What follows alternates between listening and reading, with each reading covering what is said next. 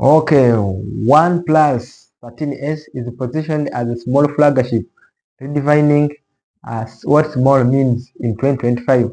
And now at 6.3 inches, it is, if you look at this phone, is among the smallest flagship phone.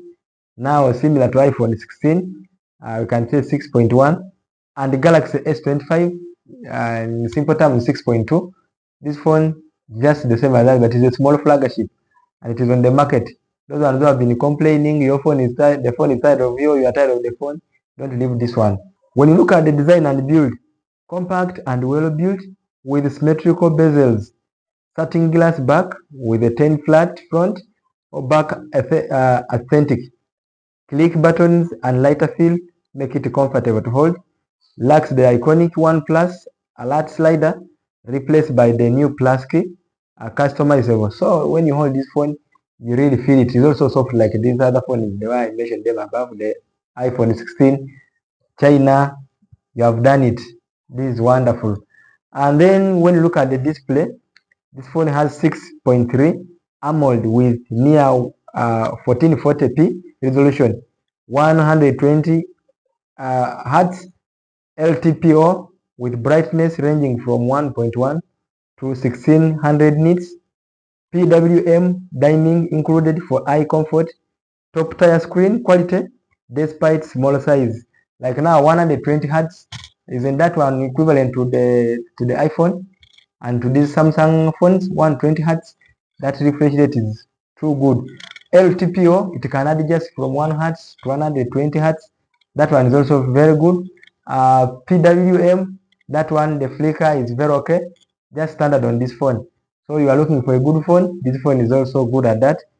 It handles everything in that way because of the LTPO. That one is standard like the way it has been on this other phone.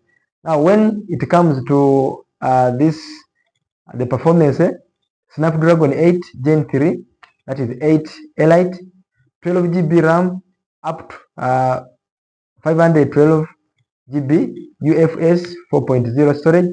It feels fast, smooth, and responsive like a premium flagship. So 12 GB RAM, gaming, very easy. You can go through WhatsApp at an easy way. You can also go through Facebook. That phone is very good, 12 GB RAM. It is a small flagship indeed in 2025. Those ones who are looking for it, you can buy it because it can favor. And then when you look at the camera, the main sensor shared with ROG Phone 9 and Moto Edge 50. It uses a 2 times telephoto instead of ultra wide, unusual and limiting. Camera is passable but not a selling point. Selfie camera on global model is 32 megapixel. China version gets 16 megapixels with better battery tech. So therefore this camera selfie is very standard. As you have seen, the phone is really standard, you can feel it. So don't only run for this other phone, this one is also a phone. Now it comes to the battery, this phone has 5850 milliamps. That one is also standard for a good phone. And then it is nano-silicon, then 80 watts fast charging, 2-day battery life even with heavy use. Now this battery, first of all, when you look at it, it can favor the 120 hertz refresh rate because 50 milliamps is very good for the refresh rate. And again, having LTPO, it means refresh rate can reduce, it can favor that battery. That battery is very good for this phone. In fact, this phone just ran for it in the market. And then the China version is 60 milliamps with silicon carbon battery. Battery is the strongest feature of the phone.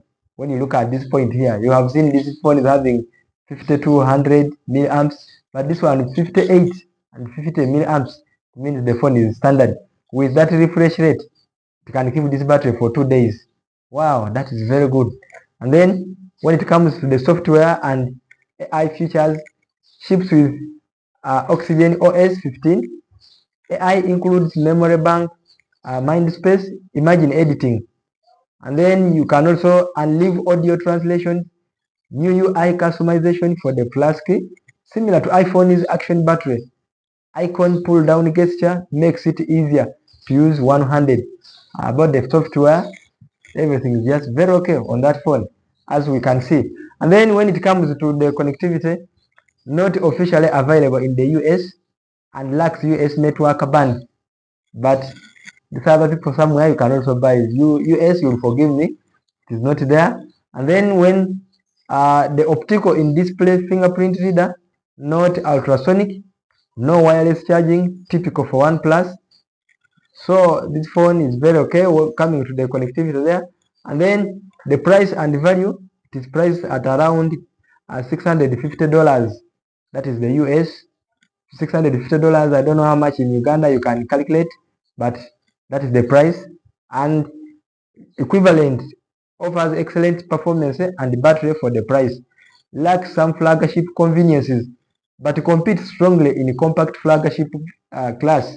It can compete with these other phones. Somehow, I think it is fair there. If it has what I've mentioned above, then it can compete also. And then it lacks, as I said, then the pros and the cons of this phone. The pros: amazing battery life, excellent display, compact and comfortable, fast performance and charging, useful built in AI tools. Then when I look at the cons, I've tried today to make this one very different. When you look at the cons, it has the camera is average, no wireless charging, and then not available in the US. Optical fingerprint reader instead of ultrasonic. So this phone is a small flagship. Somehow fair, it can favor people there. And if you are looking for a compact Android flagship with killer battery life, smooth performance and premium build, the OnePlus 13S is usually the best. It is arguably the best in its class for 2025. Just don't buy it for the camera, and make sure you are outside the US or willing to deal with import limitations. The phone is very standard. You want to import to US, you can import it, because I know people always like battery, people always like cameras and so on. Somehow the camera is somehow fair, the battery I've seen it is fair. So this phone is best for 2025. It's really a small flagship. If you like this video, please subscribe, like, comment, and do all. Thank you very much.